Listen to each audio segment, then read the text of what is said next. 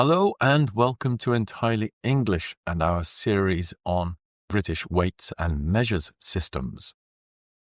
Today we have reached the final episode and we're going to be looking at British money. Yay, money.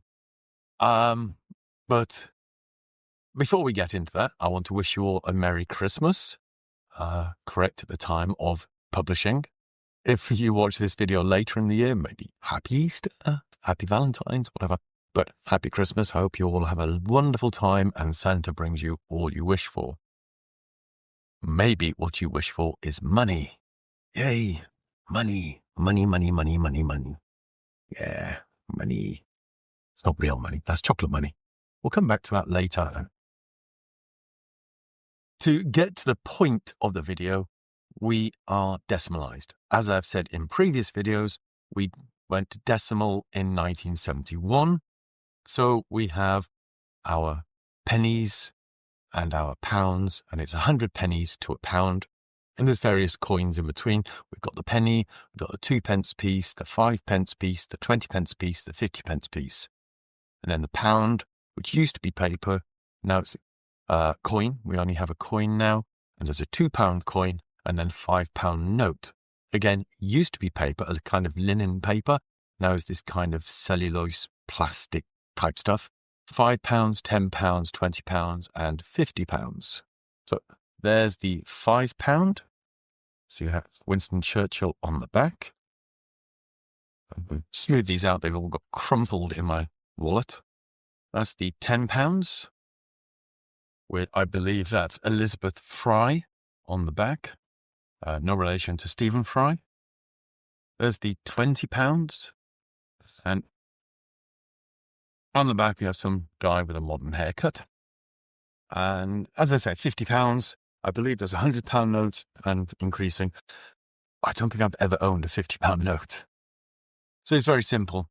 Same as your cents, same as the dollars, probably the same as rupees. There's 100 coins in the major unit, pound in our case, and they're broken up into units for us, 2, 5, 10, 20, 50p pieces. And that's it. That's what we use from these days. This is where it gets interesting. This is where we're looking at old money before decimalization. And I want to read you a quote, first of all. This is Good Omens, a really funny book by the late Terry Pratchett and Neil Gaiman, based on The Omen. And Terry Pratchett often put footnotes in his stories to explain things in detail or add some humorous fact. And here, I'll read it for you. I'll put it on the screen as well so you can follow it. If you have the book, it's on page 191. And it says, "Note for young people and Americans, the original British monetary system. 2 farthings equaled 1 halfpenny. 2 halfpennies equaled 1 penny. 3 pennies equaled a threepenny bit. 2 threepenny bits a sixpence. 2 sixpences 1 shilling or a bob. 2 bob a florin. 1 florin and 1 sixpence half a crown.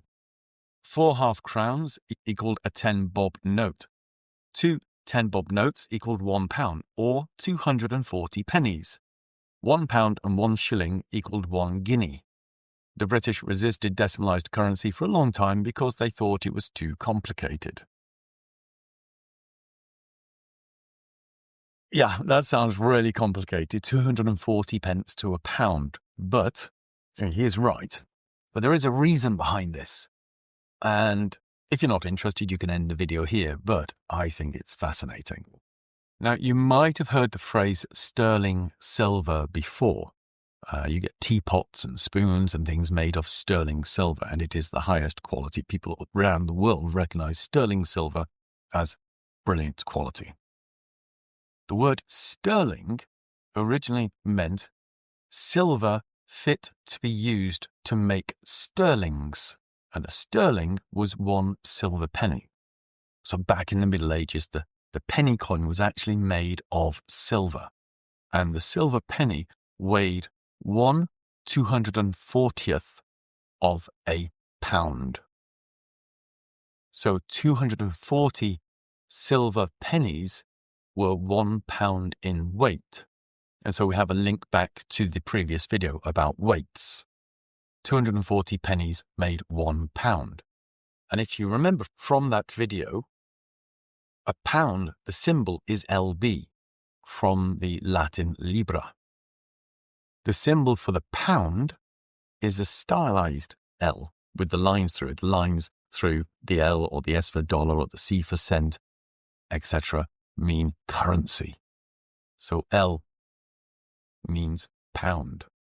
240 pennies made a pound. Okay, now it makes sense because it is about weight. So British money was separated into 3 categories. And again, this goes back to the Roman times. There's the pound, libra. There's the S for shilling and the D for penny. Seems strange using D for penny, but that is because it comes from the word denare. Well, thank you, sir. Half a denari is my bloody life story. There's no pleasing some people. So British currency was on the LSD scale. In ancient Roman civilization, that was the libra, the solid, and the denari. And in the British system, we kept the same letters, and we had L, libra, was the pound. S, solid, became our shilling, and the D, the denari, meant penny in Old English. So LSD was actually LSD. So the LSD symbolization was actually common throughout Europe because of the Romans. If you check your own currency, if you're in Europe, maybe even one of the other countries around the world where Romans had an influence, you might find that before decimalization, your currency was L, S, and D too. So 12 denarii equaled 1 solid, and 20 solids were 1 libra.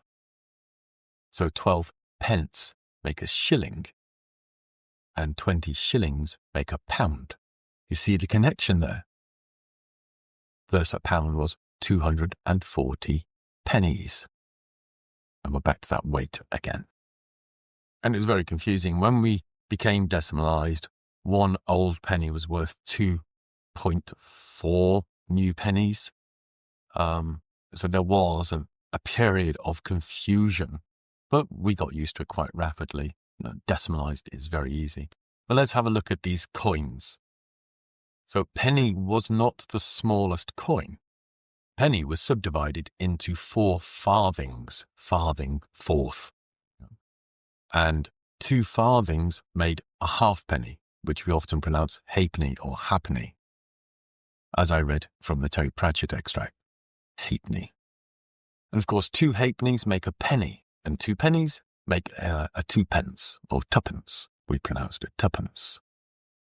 In the old coinage, we also had a 3 pence piece called a threepenny bit.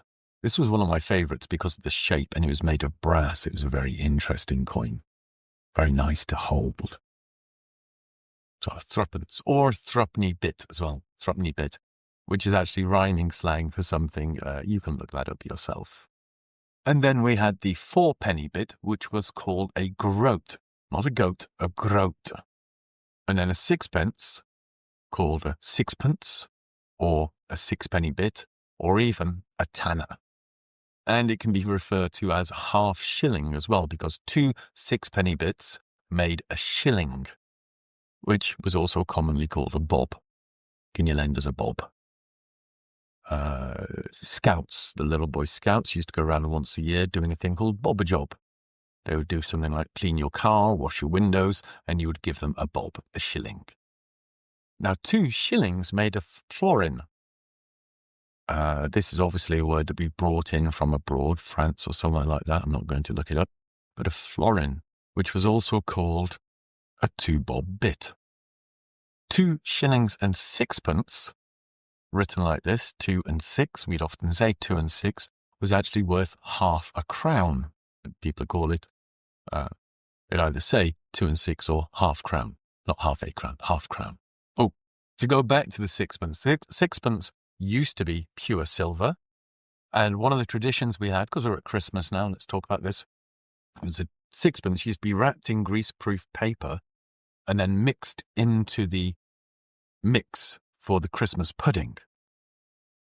And you can see on previous videos about our Christmas tradition, the Christmas pudding would be served, it'd be set alight with brandy and then chopped up. And it was a tradition that whoever found that sixpence would have a lucky year. It was a lucky symbol.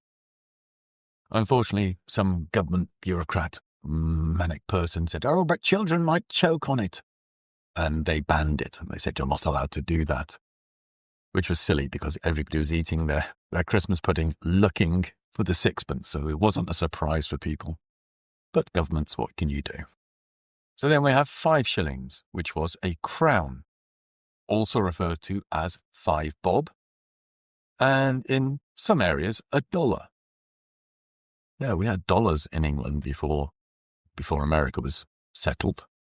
And then £1 and 1 shilling was a guinea. I don't know how my ancestors handled that. My dad used to say it was very easy. You'd count your knuckles and you work it out like this. Decimalization using tens and hundreds is so much easier. But this system of pounds, shillings, and pence was actually sort of parodied in the Harry Potter books. "The gold ones are galleons," he explained. 17 silver sickles to a galleon, 29 knuts to a sickle. It's easy enough. With the nuts, sickles, and galleons. When you hear people saying knut, that obviously is wrong. It's nut. Just like knee and knock. K-N, just pronounce N. So nuts, sickles, and galleons, pennies, shillings, and pounds. Okay. I said I was going to come back to the chocolate coins. The reason being, I just wanted to make a note here. I heard a man talking once at a management meeting. He's a millionaire and he was talking about making money. And he said that money itself is not important. Collecting money is not important. People like Donald Trump would just like to have mounds and mounds of money around them. It's useless. Money is a tool to get what you need. So use your money to buy your chocolate coins. Yeah. Sitting on a heap of money isn't useful. Money is just a tool. And dividing that tool into hundreds and tens is so much easier than our old system. If you have a different system, please pop it in the comments. Let us know. I'd be really interested. I think most of the world is decimalized. Japan, China, Hungary, the Middle East. But I don't know. Tell me if your country has a different system or a different system in the past which wasn't on the L and S and D scale. Let me know. I'd be really interested. Okay, I hope you enjoyed that. Personally, I think it's fascinating, a bit of a brain buster. I'm glad we're not going back to those days. But again, I wish you all a Merry Christmas. I will see you between Christmas and New Year. And do like this video if you've enjoyed it. Do subscribe. And do, if you know somebody who'd be interested in these videos or is studying English, share it with them. And if they're looking for a tutor, share my contact details, which are below. Okay? So I'll see you next week. Have a great one. Bye.